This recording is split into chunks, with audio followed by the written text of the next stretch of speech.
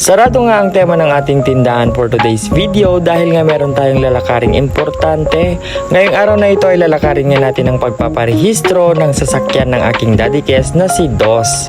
Paano nga ba ang proseso ng pagpaparehistro at gaano nga ba ito katagal? Tara nga at samahan nyo nga kami tuklasin kung paano nga ang tamang proseso sa pagpaparehistro. Bagong araw, bagong kwento. Hi, ako nga pala si Kimi and welcome to Kimi's Diary. Ito nga yung tinutukoy kong sasakyan ng aking daddy Kes na ipaparehistro natin ngayong araw. Siya nga pala si Dos, hindi Tres, hindi rin Uno, pero siya si Dos. Actually, pangalawang rehistro na nga ni Dos dahil nga magpo 4 years na rin siya. Bakit nga ba kasi kailangan nating iparehistro ang isang sasakyan? Ito nga ang mga importanteng mga bagay kapag bumili ka nga ng sarili mong sasakyan. Una nga ay kailangan nating rehistrado ang ating sasakyan dahil nga kapag tayo ay laging lumalabas at iwas na rin sa huli sa LTO. Dahil nga kapag nga nahuli ka at hindi ka rehistrado ang iyong sasakyan ay gagastos ka na naman ng mas malaking halaga o yung tinatawag nga nating multa. Pangalawa nga sa listahan, syempre kung may rehistradong sasakyan, dapat rehistrado din yung ating driver. Kaya ikaw bilang may-ari ng isang motor ay kailangan mo ding magparehistro o yung tinatawag nating lisensya. Isa nga ito sa pinakamahalagang bagay kapag nga meron kang sasakyan at kapag nga bumabiyahe ka at nagmamaneho ka nga ng kahit ano pang sasakyan dyan.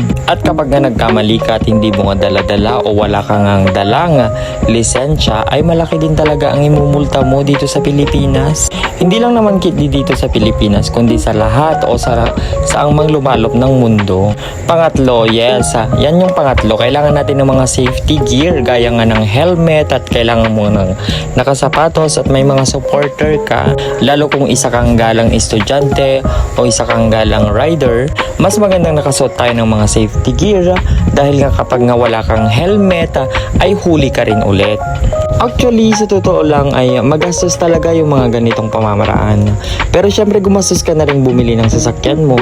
Ibig sabihin, capable ka ding bumili o magparehistro ng mga sasakyan at ng lisensya.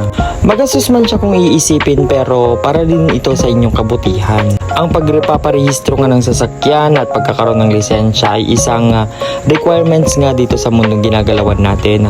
At syempre ito ring mga pagsusot ng mga safety gear ay para rin sa atin ito. Kaya sa lahat ng mga rider dyan, isip-isip muna bago kayo maglabas ng mga sasakyan kung kaya ba natin panindigan ang pagiging isang tamang rider. Walang masama sa pagsunod sa lituntunin ng bayan dahil ito nga rin ay magsisilbing safety nest natin laban sa mga kaganapan dito sa may kalsada.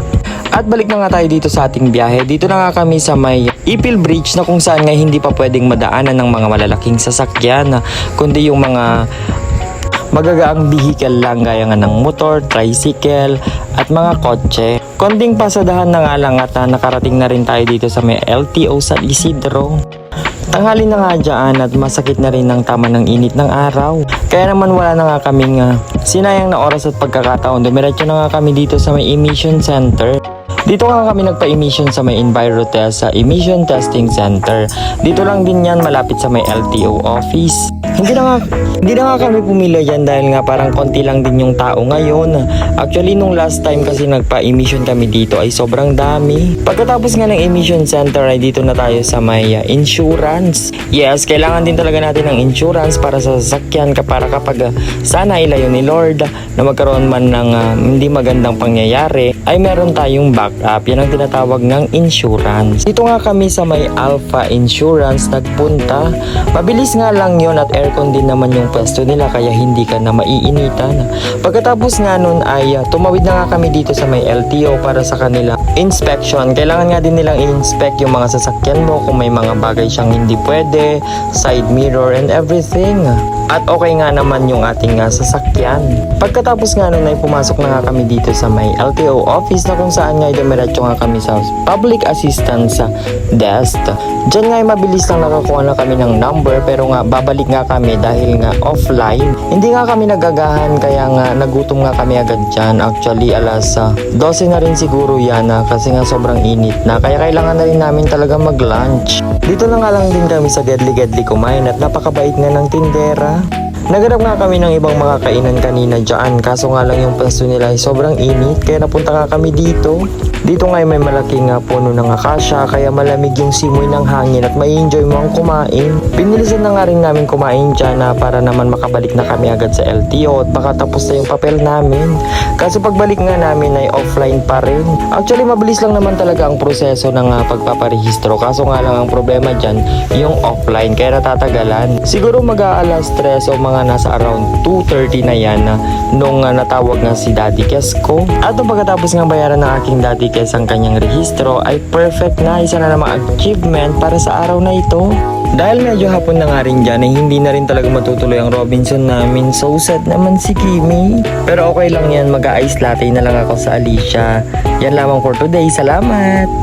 At kung bago nga lang kayo sa aking video, please support me by follow, like, and share. Salamat!